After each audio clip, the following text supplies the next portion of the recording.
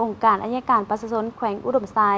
จัดกล่องประชุมสรุปการเคลื่อนไหวปฏิบัติเวียกงานหอบด้านขององค์การอัยการประชาชนแขวงอุดมไซประจำปี 2025 และทิศทางแผนการประจำปี 2026กล่องประชุมจัดขึ้นในวันที่20 มังกรผ่านมานี้โดยการเป็นประธานของท่านนางสมหวังไสยติหัวหน้าองค์การอัยการประชาชนแขวงอุดมไซมีบรรดาห้องการองค์การอัยการประชาชนเมืองและพนักงานราชการเข้าร่วมกล่องประชุมได้สรุปตีราคาการเคลื่อนไหวจัดตั้งปฏิบัติเวียกงานตามพระบทบาทสิทธิและหน้าที่ของแต่ละเวียกงานด้านดีผลงานด้านอ่อนข้อคงค้างและบางบทเรียนที่ถอดถอนได้การแก้ไขคำฮ้องและคดีต่างๆเข้ามาในปี 2025 รวมทั้งหมด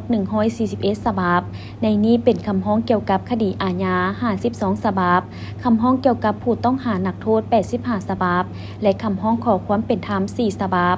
โดยได้ค้นคว้าแก้ไขแล้วทั้งหมด 141 ฉบับ เท่ากับ100 ส่วนห้อย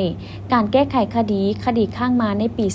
2024 จำนวน 4 เรื่อง ในนี้เป็นคดีอาญา คดีเข้าใหม่ ในปี 2025 จำนวน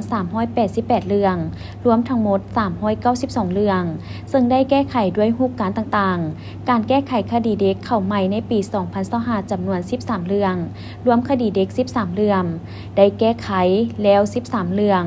เท่ากับ100 ส่วนห้อย ในนี้แก้ไขด้วยรูปการส่งให้ศาล 6 เรื่อง และส่งให้เจ้าหน้าที่ 7 เรื่อง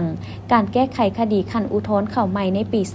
2025 จำนวน 6 เรื่อง รวมคดีขั้นอุทธรณ์ทั้งหมด 6 เรื่อง ในนี้เป็นคดีอาญา 2 เรื่อง และคดีแพ่ง 4 เรื่อง เทียบใส่ปี 2024 มี 6 เรื่อง เทียบเท่ากับปีผ่านมา